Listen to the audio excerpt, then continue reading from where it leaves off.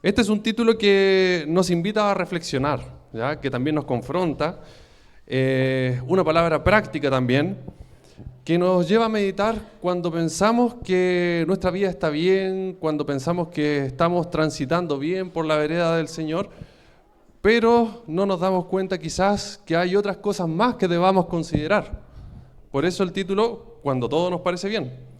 Y vamos a buscar, justamente ahí Luchito, muchas gracias, el texto bíblico que está en Mateo 28, 16. El que quiere lo puede ver en su celular o si anda con Biblia. Todo sirve hoy en día, ¿cierto? Entonces, dice así. Entonces, los 11 discípulos salieron hacia Galilea y se dirigieron al monte que Jesús les había indicado.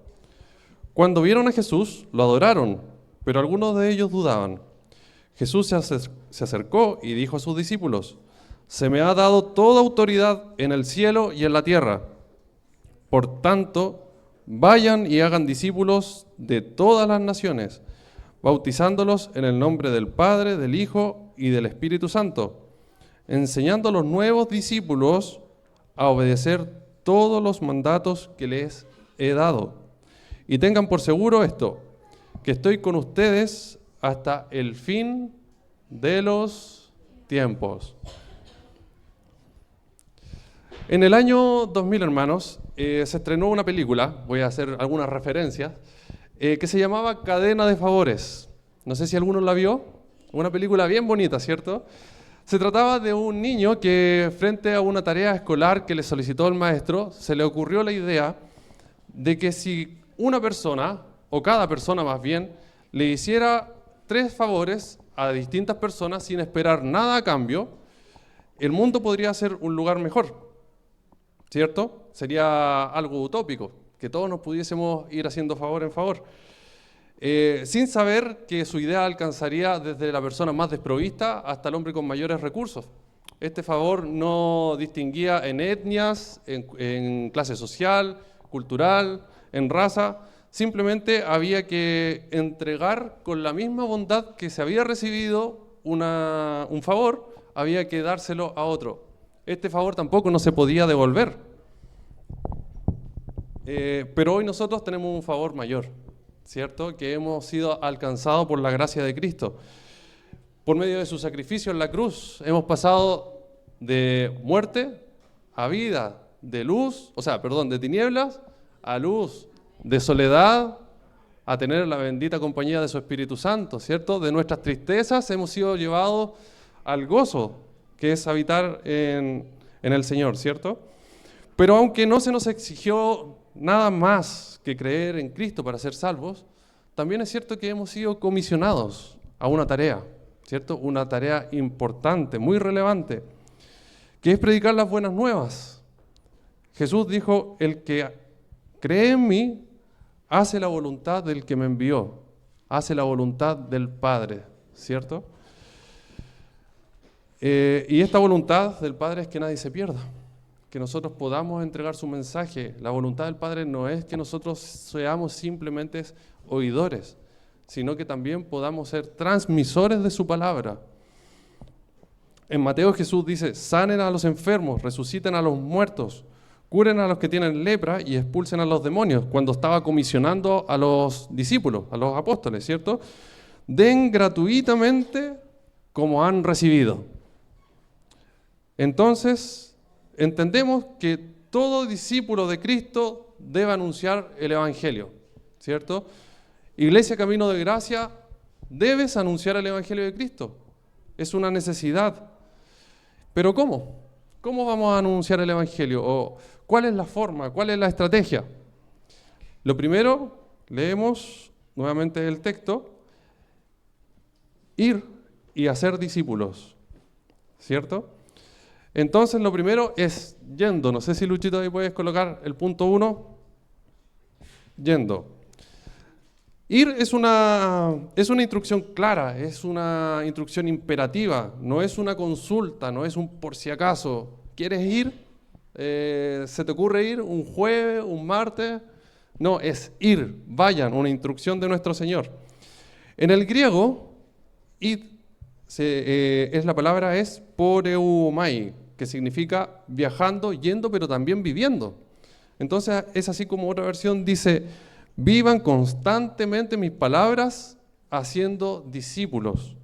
Eso quiere decir que no solamente es ir por ir, sino que debemos ir haciendo la voluntad del Padre, viviendo su palabra.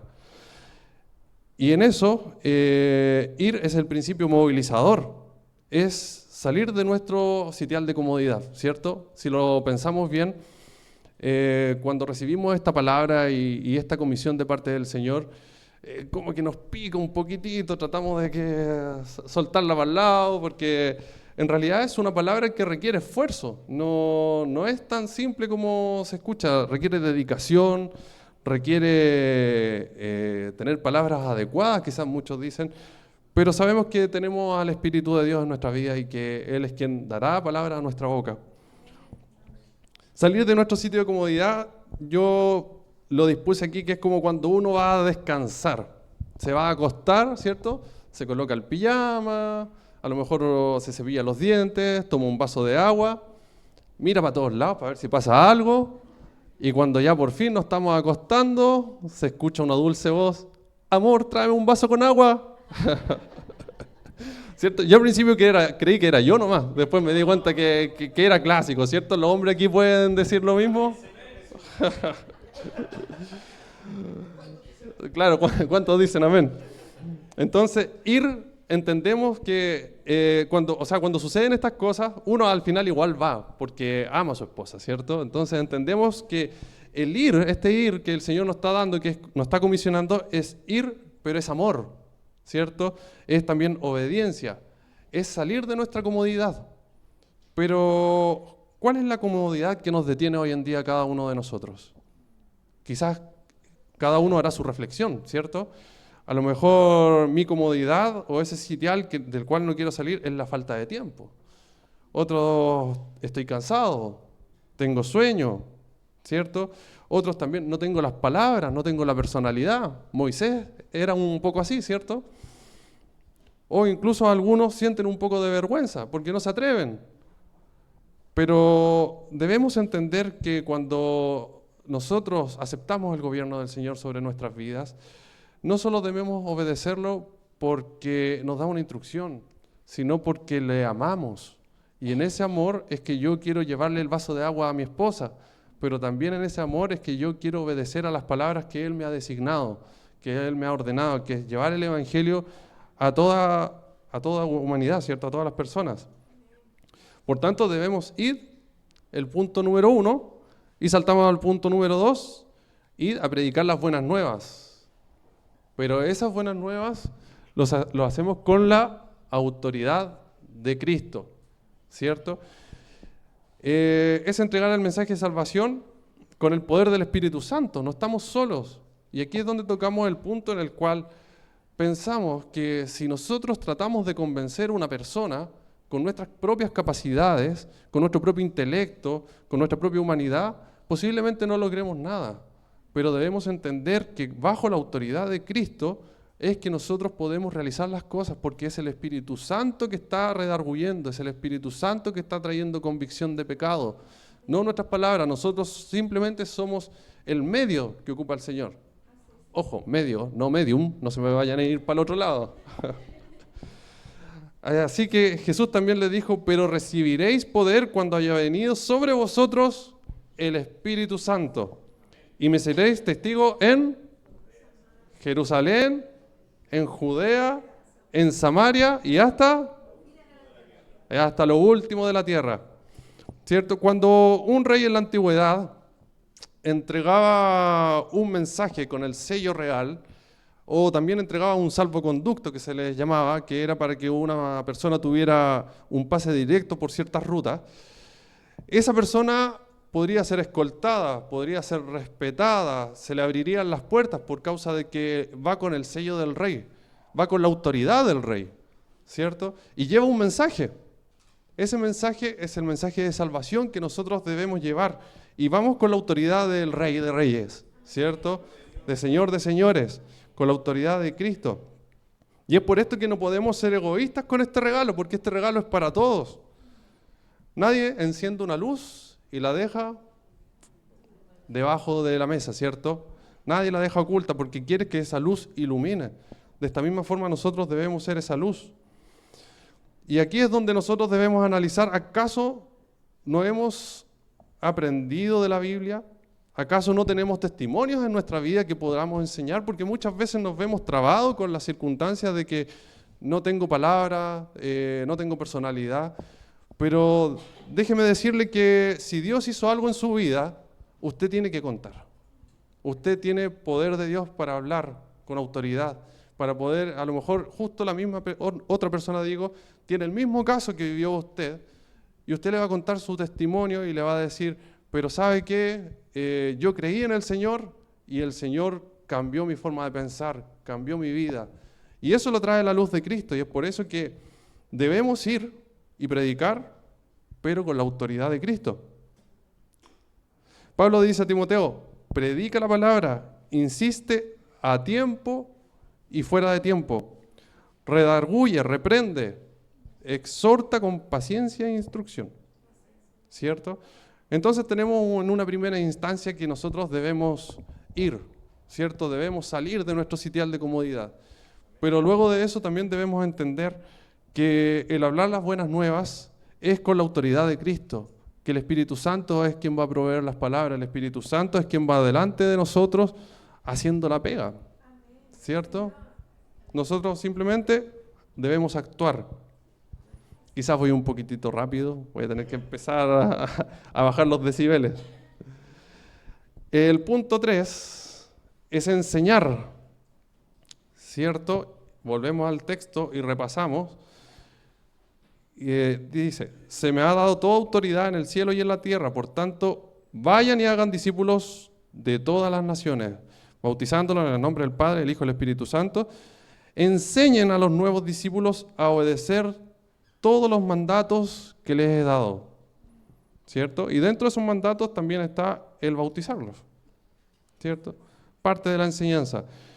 Pero la explicación es que enseñar a los nuevos discípulos o enseñar a estos nuevos creyentes, al igual como nosotros pasamos por un proceso de educación, ¿cierto? Enseñanza básica, enseñanza media, algunas universidades, posgrados, qué sé yo, es un proceso lento. Uno no parte en primero básico y sabe hacer las derivaciones en matemática o sabe escribir un poema, sino que es todo un proceso de aprendizaje. Y ese proceso es lento muchas veces. Cuando un discípulo, cuando más bien una persona era llamado por un maestro, imaginemos la época de Elías con Eliseo, cuando Elías llamó a Eliseo, era para ver si estaban atentos. Elías dejó su capa sobre Eliseo, ¿cierto? En señal de un llamado a ser su discípulo. ¿Y Eliseo qué le dijo? Le dijo, déjame ir a despedirme de mi padre, de mi madre, y te sigo. Y de la misma forma también cuando Jesús llamó a Pedro y Andrés, cuando estaban pescando en la barca, ¿cierto? Habían pasado toda la noche, le dijo, ven y sígueme. Y ellos fueron y le siguieron. El discípulo se comprometía con el maestro y el maestro con el discípulo. Y eso significaba que el discípulo iba a aprender las distintas maneras de cómo hablaba, cómo se desenvolvía socialmente, cuál era la moral que debía seguir. Era un compromiso total y absoluto. Y eso también implicaba que pudiésemos vivir juntos tal vez.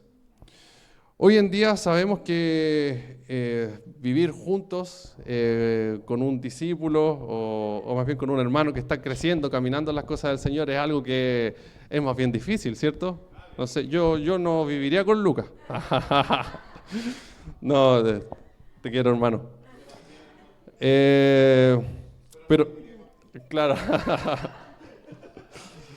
la verdad es que hoy en día no se puede, pero existen muchos medios.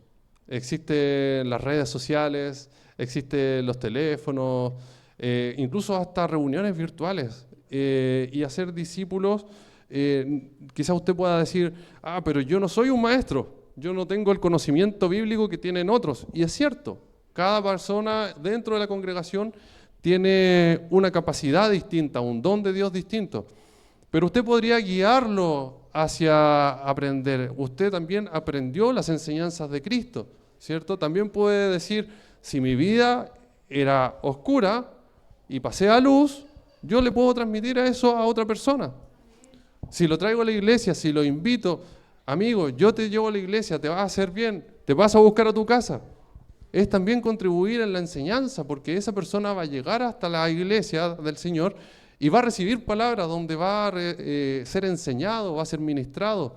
Hay distintas formas en las que nosotros podemos enseñar, no es tan solo siendo maestros. Debemos considerar eso porque la obra nos pertenece a todos, en el sentido de que todos somos partícipes. Es del Señor, pero todos somos partícipes de ella. Piensen que la gracia fue derramada sobre sus vidas, ¿cierto? Todos estuvimos en un momento crucial donde se nos presentó el Señor, donde nosotros estábamos en oscuridad, ¿cierto? Como decíamos recién, había a lo mejor soledad en nuestro corazón, o estábamos sujetos a vicios, o estábamos en depresión, o incluso con pensamientos suicidas. Y de ahí el Señor nos sacó, para gloria de Él, para ser instrumento en sus manos, ¿cierto? Yo creo que todos pasamos por alguna historia de fracaso. Al nivel que sea, la escala que sea, todos pasamos por alguna historia de fracaso. Y es por eso que, como nosotros hemos recibido esta gracia inmerecida, porque debemos recordar que es inmerecida, hay muchos también que se pierden día a día por causa de nuestra quietud. Y aquí es donde viene la confrontación.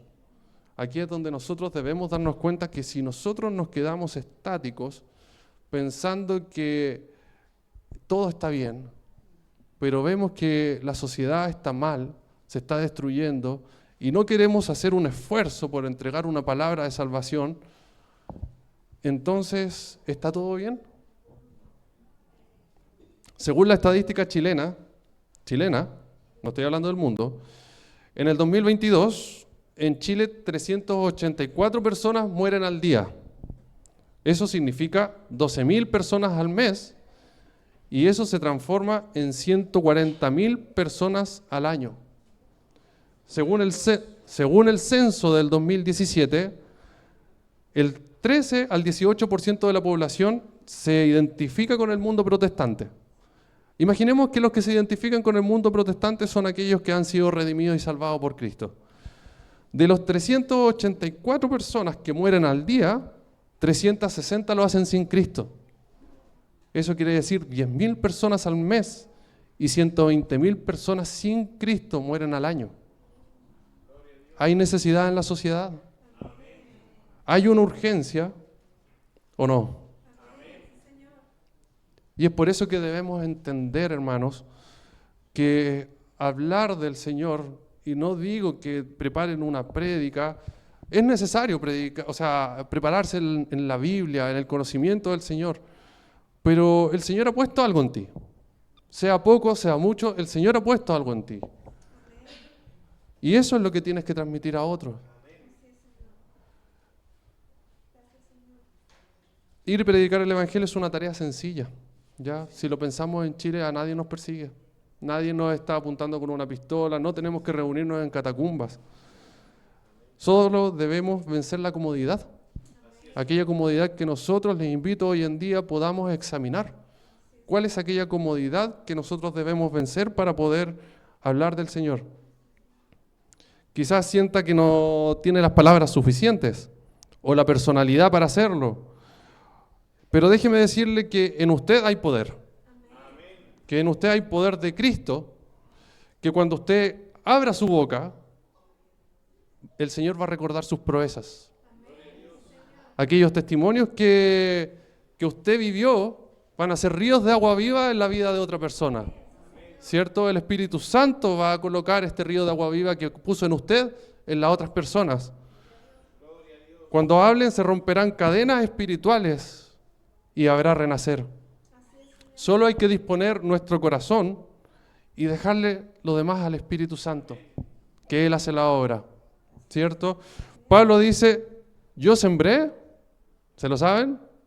Apolos regó, pero el crecimiento lo da Dios, ¿cierto? Entonces, debemos recordar que esta comisión hoy en día es algo que debemos hacer cada uno de nosotros. No es para algunos pocos, es para toda la iglesia. Hoy en día hay necesidad aquí en nuestro entorno, en la granja, en la Dinstra, en Rancagua Sur, en nuestro entorno. Partamos predicando en este lugar, en Rancagua, en Chile y hasta los confines del mundo, ¿cierto? Así que busquemos el instrumento de las manos del Señor. Busquemos vencer nuestra comodidad para poder ir. Les invito a cerrar nuestros ojos y pensar en aquel momento donde el Señor llegó a su rescate. Recuerde, busque ese recuerdo, donde el Señor le llamó cuando estaba en aquella depresión, en aquella soledad, cuando habían quizás pensamientos suicidas, cuando habían matrimonios destrozados, cuando no había dónde ir. Pero el Señor apareció, extendió su mano y lo primero que hizo fue traer paz al corazón. Luego trajo gozo, restauración, ¿cierto? Restauró nuestra vida. Luego nuestro entorno, porque la luz se expande. Y de esta misma forma hay muchos que están con la misma necesidad que hubo en usted, en su vida. Y es por eso que debemos entregar esta palabra, porque muchos se están perdiendo. Debemos luchar para que estas 120.000 personas que mueren al año sin Cristo se reduzca. La iglesia tiene esa labor, tiene esa función, esa obligación. Así que vamos a orar a nuestro Señor.